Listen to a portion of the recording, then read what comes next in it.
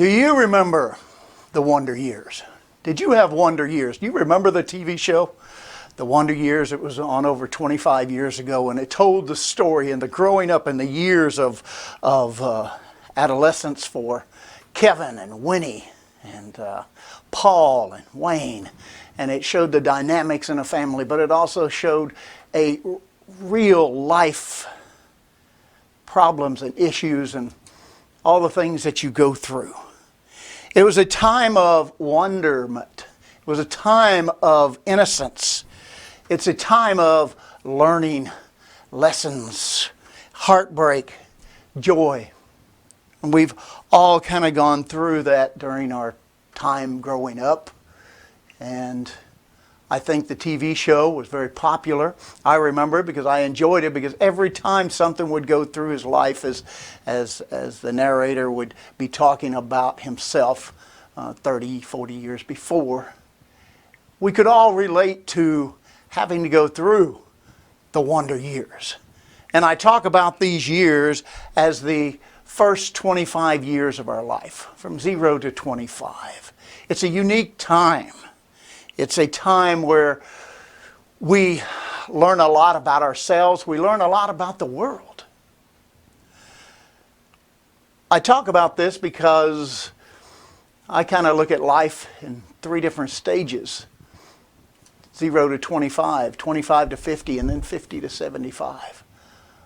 But the 0 to 25, you remember yours? You remember those times? I do, as I was putting this together. It's the time we go through puberty, right? It's the time that we first begin to feel like we're not a child anymore at certain ages. I remember getting a bicycle. I remember riding a bicycle when I was 6 years old. I was taught how to ride a bicycle. And I fell the first time or two, and my father would pick me up. And I was done with it. I didn't want. That's what I'm going to get my knees scratched up and everything else. What fun was this? And then we started riding. And then you got to go, and all of a sudden I had freedom. In our little town of Francisville, Indiana, I could get on my bike and ride to the other side of town at 6 or 7 years old. And didn't think anything about it back then. But then as you begin to grow up, and you begin, wow, your first car. Oh, that was independence. When you were able to get in a car for the very first time, get behind a wheel by yourself. You had to go with your parents or other adults for a while, but then you had your license and there was driving. And it just felt so good that you were independent. You were a man. That's what I felt like at 16, little did I know. But those were the wonder years. As maybe you experienced what? The first crush you had on somebody. And then maybe your first love that you had, you thought it was love. And then you get your heart ripped out. Or maybe it's your first kiss. You remember that. And the first day you walked into high school. Like a fish out of water at times. But then pretty soon it was like coming to a different home. You were used to it by then. Or maybe even the first time in those wonder years that you first walked on a college campus. And you realized, this is different than high school. I'm on my own pretty much. Or how about that first job? The first real job, not a part-time job, but the first job you get during those first 25 years. Maybe you've gone to high school, gotten out of college, and you're given that first job, and you show up, and and you get a real check, at the end of the week, and then you have to say, wow, I got to start budgeting. I got to start living. I am an adult. I just didn't realize it was going to come so fast. You guys remember those? I think most of us do, because it makes such an impression on us. Well, what about that third stage in life, the 50 to 75? Called the twilight years, I've nicknamed it that. A lot of people reference that. Some people even call it the golden years. For a lot of people, it's not so golden because even though you may not be working at 70, 75 years old, you have all kinds of time, you just don't have the money. And then when you have the money, you don't have the time. So that's life. That's life. But the twilight years, how do you know? Things change. Things change for you. They change for me. You see your mortality. You end up going to more funerals than you do weddings. And you end up visiting people in the hospital that are your age. Then you get into the time of seeing doctors and finding names that you've never even thought of, like squamous and melanoma, as I've had to have something taken off of my arm and my back, my neck, where I spent too much time when I was younger. No wonder years out in the sun. Didn't think anything about it. Thought I'd live forever at that time. Well, in your twilight years, you begin to realize that life's different now. And we all have to look at that. All of a sudden, we start recognizing when an envelope comes from the government and has Social Security on it. We begin to open it up and say, well, yes, this is us, or this is going to be us in a few years. We also look back and say, why didn't I put more in my 401k? Why didn't I make some investments? Yes, but you don't think about that. I bring this up because it is time for a lot of us to think, and especially those who are in the twilight years, as I am. I'm 61, and hope I have quite a few years to go. I hope I make the 75. But I have to think about life. I have to think about what I'm going to do after I quit pastoring, what I'm going to do in various stages of my life. What I want, as the old movie was, the bucket list. Maybe you're even thinking about, well, I want to do these things before I kick the bucket. But there's something that we need to do in the churches of God. And that is, it is time that we start thinking of passing the torch. Passing the torch in the churches of God to another group of people is who I want to talk about today. Because it's time that we recognize them for what they have and what they can give and what they can bring to the table. And it's time that they realize, we need you to step to the plate. We want you to be more involved. And that group is the middle years. The middle years, from the age 25 to 50. Do you remember those years? Perhaps you do. The middle years are some of the best years. Most of us look back and realize, for one thing, man, I had a dynamic time. I enjoyed life. My mind was more active. I hardly got tired. I could, work all day, stay up till midnight, 1 or 2 in the morning, get 4 or 5 hours of sleep, get up the next morning, go do it. Well, that's something I would never look forward to now that I'm in my twilight years. But at that time, I didn't think anything about it. All I needed was one good night's sleep, and I was back with energy. What? Energy, passion, zeal. That is what the middle years are all about. It's about success. It's about success. It's the time of energy, zeal, health, and passion. It's a time to build physically, to build spiritually, to build financially, and build an emotional foundation where you recognize that you're adult. You're expected to conduct yourself in a certain way that you could never do before. 1 Corinthians 13, verse 11. 1 Corinthians 13 and verse 11. Paul's telling the Corinthians, because Corinth was like New Orleans or some city that everybody went to have a party. You go Corinthicizing, and as they called it. And everybody wanted, so it was a party city, and of course that stems over into the church. And so he was telling them, it's time to grow up. Because he said, when I was a child, I spoke as a child. I understood as a child. I thought as a child. But when I became a man, I put away childish things. The middle years, we began to put away childish things. We have people here who, young people in their 30s still playing video games, being sports fanatics. And I love sports as much as anyone. But I realized I just couldn't hang around and watch sports all the time. I had a wife. I had obligations at work. I had to be training my mind for a lot of other things. Or being controlled by media. That is something that you grow out of. You grow out of what the latest fashions are as you think about these things. You begin to read more in the middle years. You begin to educate yourself. Continue to educate yourself, and hopefully part of that education is getting deeper into God's Word. As God wants to use to make a powerful impact on the churches of God, He wants to use people in their middle years. Do you want to answer that call? Are you prepared to answer? Are you wanting to? Because you see, leaders are readers.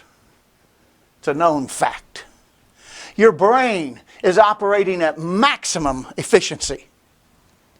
It is time for those who are 25 to 50. I can look back because I went through that time period. And I realized what a blessing it was. And the dynamics that you can bring to God's people and your dynamic service to God. It's time you use those gifts of having zeal, having passion, having health, having just an incredible mind, having energy. It's time that you use them. It's time that you dazzle the world with your creativity. Because creativity is something that you are blessed with at that age. We all have a little creativity, but it's amazing as I think back at that time where I had my business and I worked, but I would also do radio commercials. I would drive down to Nashville once a week for almost a year. I would drive down and record, sometimes live, sometimes recording radio commercials for my company. And I got to where I never even thought about it because my mind was so much sharper. I'd hate to try to do that today because I would drive the 30 minutes and I would be in my truck and I would have a piece of paper, put it on my steering wheel, and write the commercial right there. Write the commercial, read it, and then just go in and give it. Mine was incredibly sharp at that time. You must use this incredible mind, this incredible brain. The greatest thing ever created in a human being is the brain. We need to use that. I want to encourage our young people. I appreciate Benjamin willing to sit here and serve and willing to do that. And I want to give him, and Jeff wants to give him the opportunity. We have young men in our church. I want and I encourage them to grow and to use that zeal, use that health, use that passion, use that energy. They're going to make a few mistakes. Yes, but I do too. I make them. Jeff, I think you've made at least once in your life. At least one. We need to use what God has given us, and I really feel passionate about that. But you must remember one thing from the age of 25 to 50. Don't dull the senses. God's given you this incredible brain, this incredible mind. So in the middle years, don't dull the senses. Have a control over vices. We're told about that in Scripture, and we'll look at that a little bit later. But I so remember certain individuals that I had time with, I've employed or got to know them through business. And I remember one man, he graduated high school with me, and he later became a framer. And he had his own framing company and was doing very well. And then I didn't see him around for a while. And this was during the middle years. Later on, as I got to know him, when he was about 45, the head over Murfreesboro City Codes. I went in to pull codes, and his father was doing some building at that time and used this guy for framing. I said, man, I hadn't seen him in all this time. Where's he been? I said, I know he's a great framer. And he said, yes, but he's had his 5th DUI in the last 10 years. And he can't get out of the bottle. He still framed. In fact, he did a framing job for me, and he was just incredible. He's gifted, incredibly gifted. But he allowed a vice to take him down. As a matter of fact, the head of City Code said at the time, he said, you know, if he'd have stayed out of the bottle and he'd have been focused on his business and everything he had, he was so sharp, he said, you and I would have been working for him, and half the city probably would have. These are things that are important. God wants us to fulfill our destiny, not only in the physical life, but in the spiritual life. That's what I would like to encourage you. We have young men in the church. I saw them at the feast this year, and they had so much to offer. Their minds are sharp, and their energy and their passion, and we can't let that go. We must use it. We must have this. I knew another young man. He was probably as gifted and talented as anybody I'd ever worked with, I'd ever been with. I mean, he just totally mine. But he couldn't control his temper. Couldn't control his temper. He was 6'1", 220 pounds of just muscle, and just could work you to death. And he could figure anything out. He had an incredible mind, but he couldn't stay out of trouble because of his temper. It went through 3 wives. One of his ex-wives, he went to visit one night and kicked in the door. And the guy she was with shot him twice. He should have died. He was stabbed 3 times. He fell from a 40-foot ladder one time. Should have taken him out. He was driving a car and drove off the road. And he went through the windshield at about 90 miles an hour when it hit a tree. Should have killed him. I thought when I saw him, I thought, man, how could he live through that? Well, he did. The only thing was his passenger didn't. He was blessed during that time, but with all the abilities and talents, but he wasted them because he ended up spending time in prison.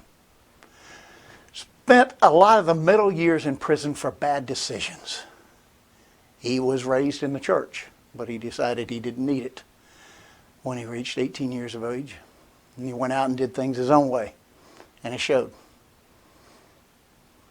His mother called me when he was 49 years old to do his funeral because he had had a massive heart attack due to cocaine use when he was in his middle years. It had deteriorated his heart, so at 49 he only had 20% use of his heart.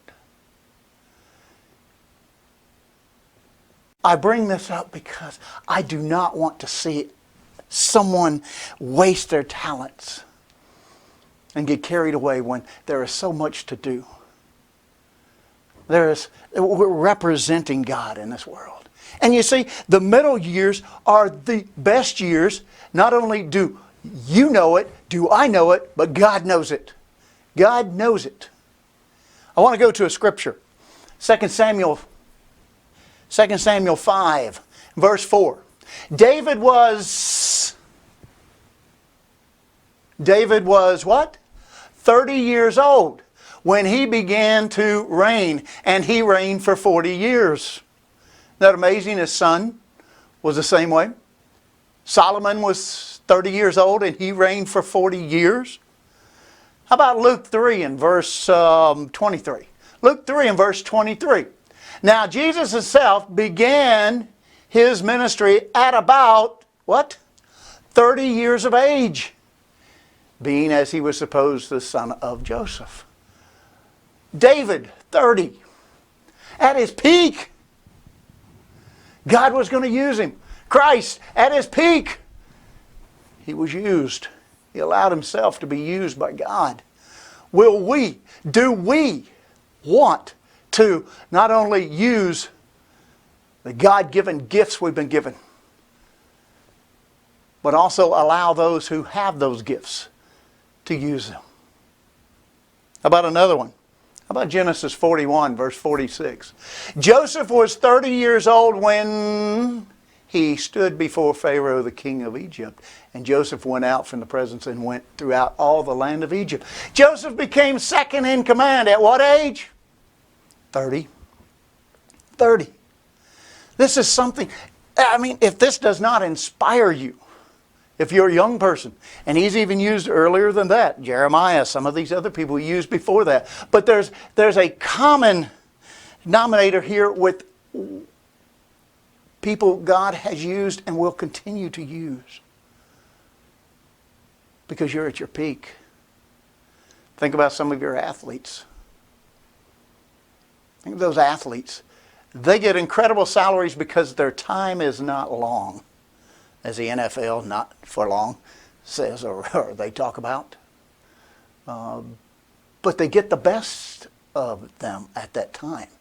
I would love to promote that, because even Numbers, let's go to Numbers. If you have Numbers 4 and verse 3, these are the men who are put into the priesthood, and said, from 30 years old and above, even to 50 years old, all who entered the service to do work in the tabernacle of meeting. This is God telling us He wants it at our best. He wants us. He wants those people to be able to serve, to be able to represent Him. This is so important to Him. I want to give to you now from a renowned psychologist. He wrote an article, and I didn't bring it. I just made some notes from it because I found it very interesting. Because he was a psychiatrist and really an anthropologist who has studied for 60, 70 years. And he wrote about certain ages of people he had worked with, and he gave 7 insights of aging.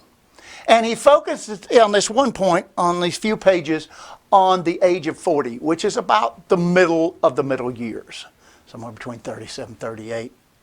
But he focuses, and I think you'll find this interesting. I'm not going to put them up, I'm just going to read them, so if you want to copy them down, you can. But I found it very interesting because he too is saying or reinforcing what the Bible says about these middle years and how it can be the best years. And what he's observed, and how 40 is such a unique age, because by that time, we have changed. And I realized that from my own past. When I was 40, I was 38, 40, I thought I could walk on water. Well, thankfully, I didn't try. But I want to give his observations. First one he gives, 7 insights of aging.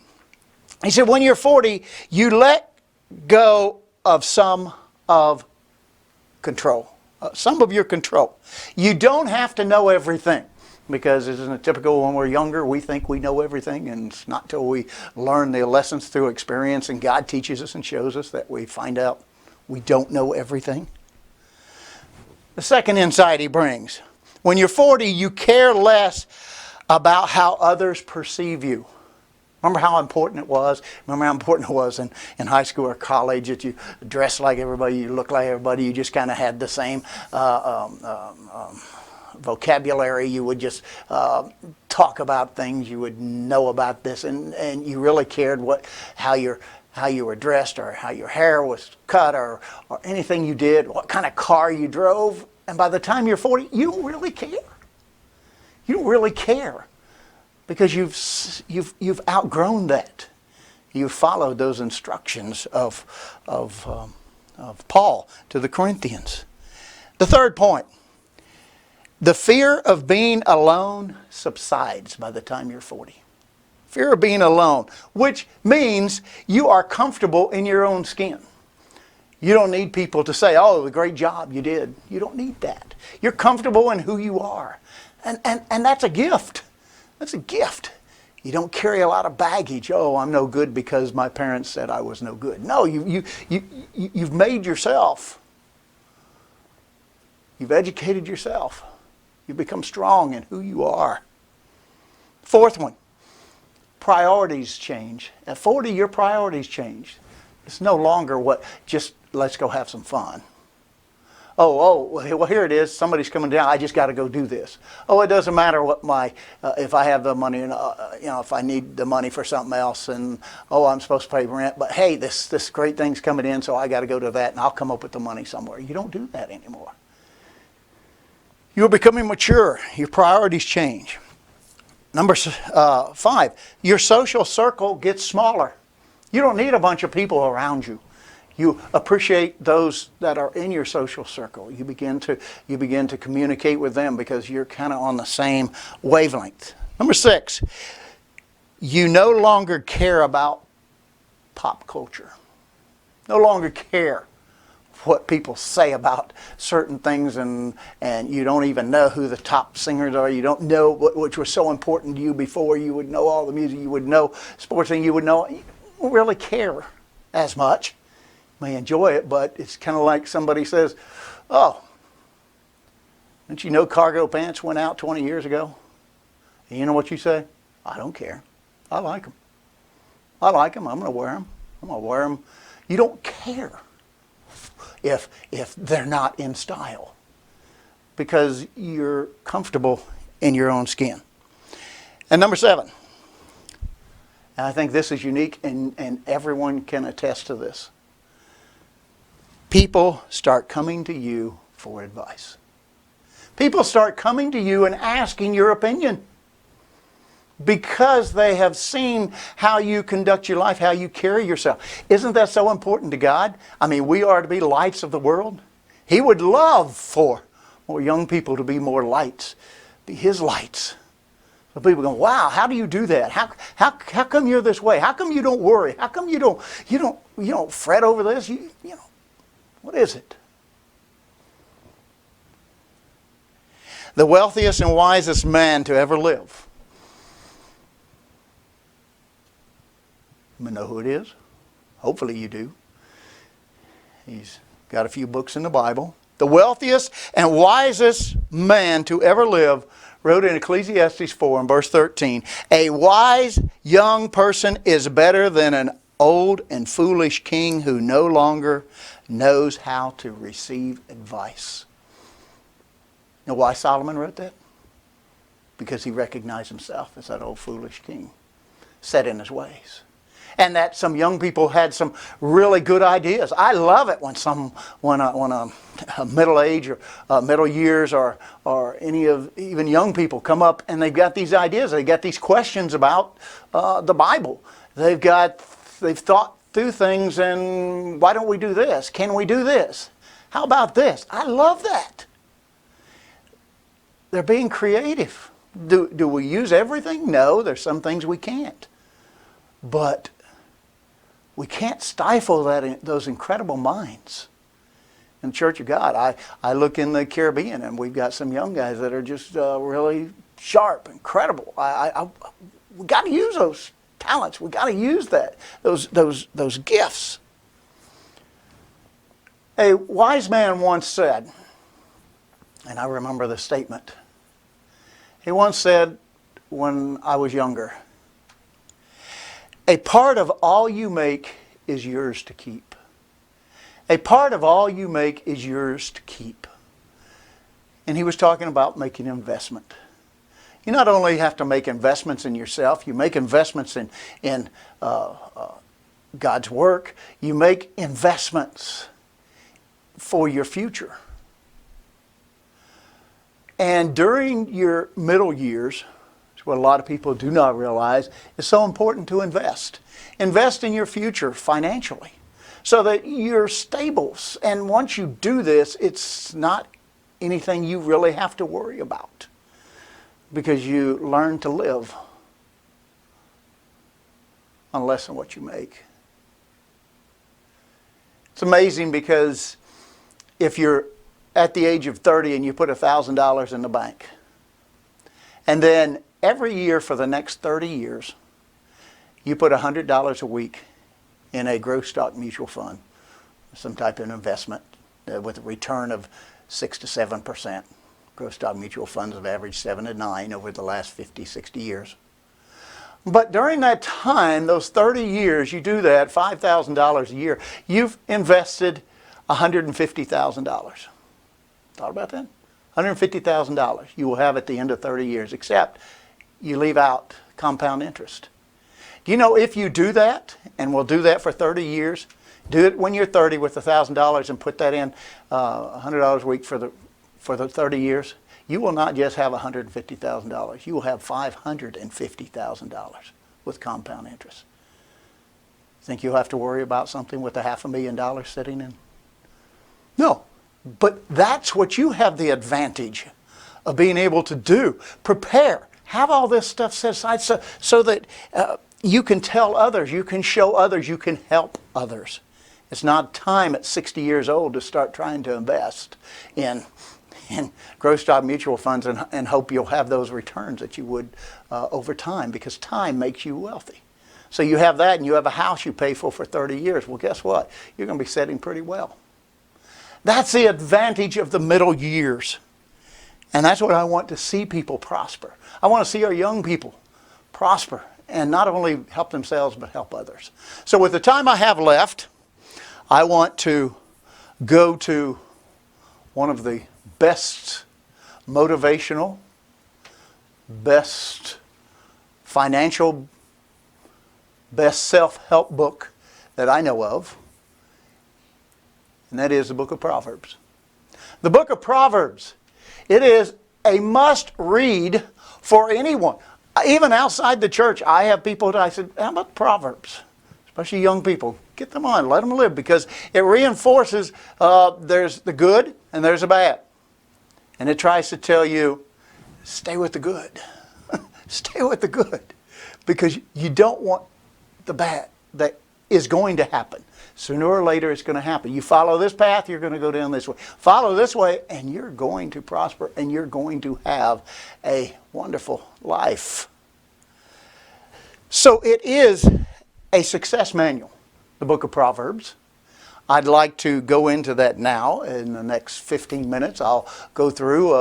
There's so many scriptures I could have pulled out of here. But I want to look at perhaps mostly the middle years. Some advice to those in the middle years. Some advice to even us, because everybody gets something. From the smallest child you can have and start reading Proverbs to them before they can even read, to the teenage years, to the middle years, to the twilight years. It is a book for everyone. And it is powerful.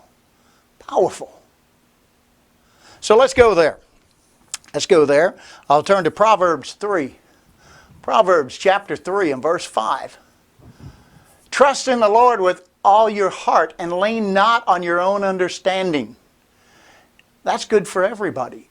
But at this point, at the very start of Proverbs, he's talking to his younger son as Solomon is trying to get him to learn what's most important, to avoid the mistakes that he's made, because Solomon did make some serious mistakes. Verse 6. Verse 6. In all your ways acknowledge Him. Acknowledge God. Realize, don't do a Nebuchadnezzar where you talk about, oh, look what I have done. Look what I built. No. Look what we built. Thank you, God. As Benjamin talked about being thankful. We need to thank Him for everything. Did you wake up this morning? Thank Him. Can you breathe? Breathe well? Breathe halfway? Did you eat? Did you sleep good? Are you keeping the Sabbath?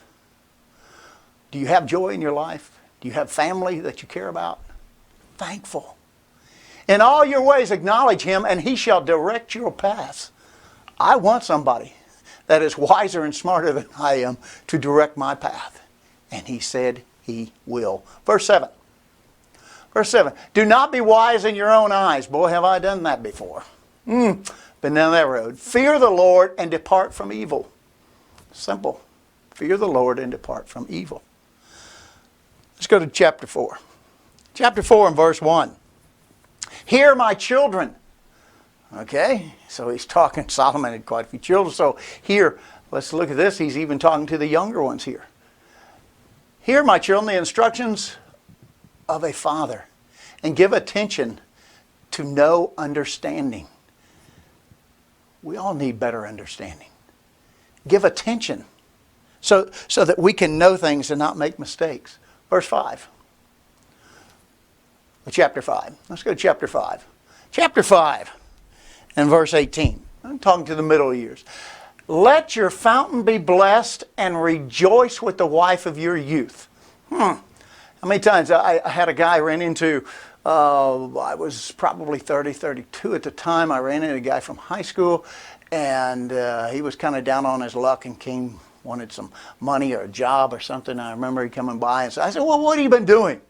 You know, for the last 15, 16 years. And he said, well, I've been married 5 times. 5 times, I'm divorced now. Went through divorce. He said, so literally I have nothing. I'm half the time I'm living in my car. Not necessary. Let your fountain be blessed and rejoice with the wife of your youth. Verse 19. As a loving deer and graceful doe, let her breasts satisfy you at all times, and always be enraptured with her love. Remember why you married her. Remember the wife of your youth. And remember, guys, every woman's got 2. But you want to see a billboard, you want to get a guy's attention, just put cleavage or a set of breasts on the highway or on this thing, and guess what? People turn around. And God's saying, no, let your wife's breasts satisfy you. Solomon didn't learn that lesson. Why? He had 2,000 sets of breasts. 1,000 set of breasts, 2,000 breasts. And I don't think it's enough. When is enough enough? Because he's saying, always be enraptured with her love. Do we want that? Do you want to lose everything? Because so much happens when you're in your middle years, and next thing you know, your job, you're being successful, you're traveling, you're this, and temptation becomes even greater. You need to be sure. Because when God's with you, you walk with confidence. You walk with confidence, and people see it. So is the opposite sex, whether you're male or female. And there's something different and unique about you. And as we have heard in the sermonette, you're going to be tested. You're going to be tested. Don't blow it. Don't blow it. Be focused on God and His way. Let's go to the next one. Proverbs 6, verse 6. Go to the ant, you sluggard. Well, you lazy person. We used to call you lazy bum. Go to the ant. Consider her ways and be wise. She doesn't need somebody to tell her. She is going to apply herself. You want to do well? You want to be prosperous? Fine. Go to work and be the best employee they have there. Be the best. And whatever it takes, be that best. And guess what? You'll never have to worry. You won't have to worry about a raise. If you're the best, and you're so sharp, and you do your job, and you don't get caught up in the politics of everything, they're going to do anything they can do to keep you. But go to the ant. Learn that work isn't something you should dread. Work is something that you can enjoy. You see it in the book of Proverbs, you see it in Ecclesiastes. Learn with your hands and enjoy what you've done, what you've accomplished.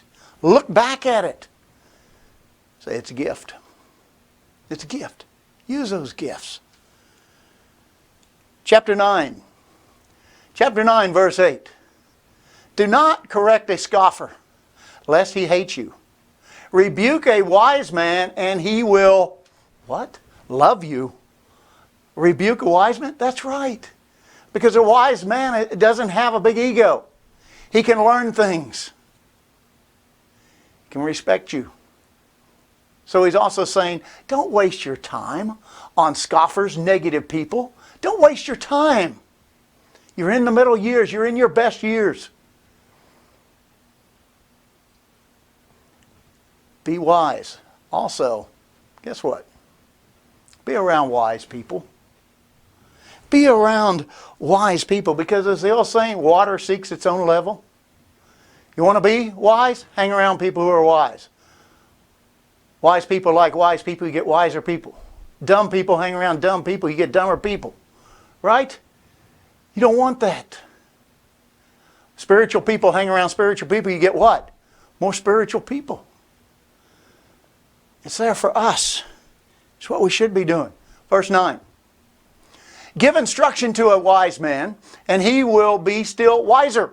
I like to talk to people. I like to listen to people as much as I talk. And I talk a lot, but I like to listen because I have learned a great deal. I've learned a great deal from business people. I've learned a great deal from members of the church, from the brethren. Teach a just man, and he will increase in learning. Are we that way? How about verse 10? The fear of the Lord is the beginning of wisdom. It's not the end, it's the beginning. And the knowledge of the Holy One is really true understanding. Incredible words to us. Incredible words not only to the middle years, but to all of us. But especially to those who have or are at their peak. Even spiritually, how many scriptures you can retain. Remember all the things in the Bible, the stories and so forth. It's incredible.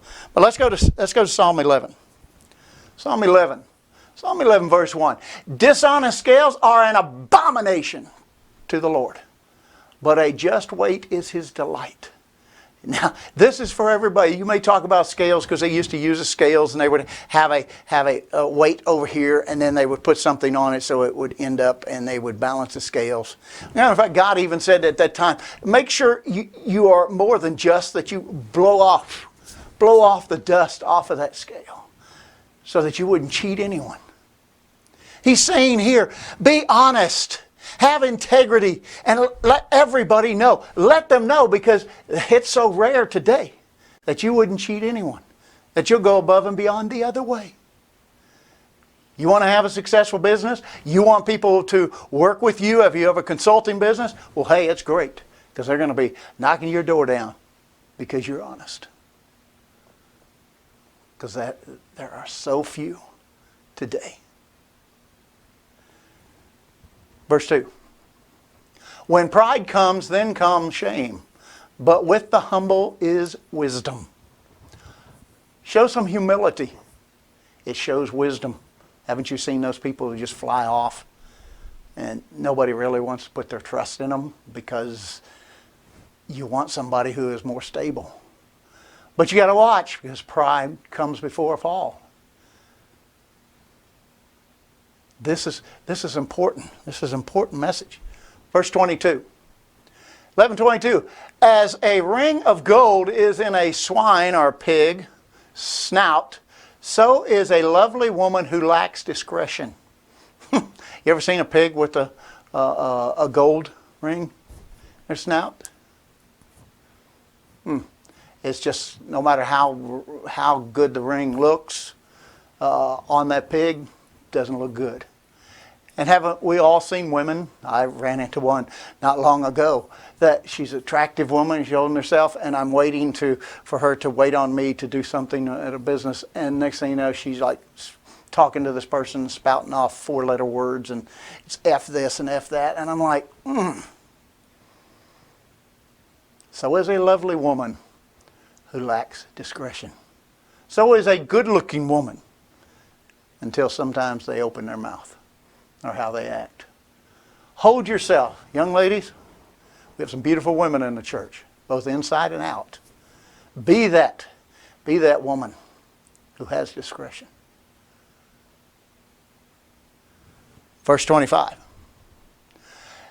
The generous soul will be rich, and he who waters will also be watered himself. That means don't be a miser. Everything you have, all good gifts, as James says, comes from above. Realize that God gives you the gifts. God gives you the power to get wealth. It's in the scriptures. Okay? Be generous. Help people. Because you cannot outgive God. And what does God own? Everything. Everything. Let's go to chapter 13. Chapter 13, verse 20.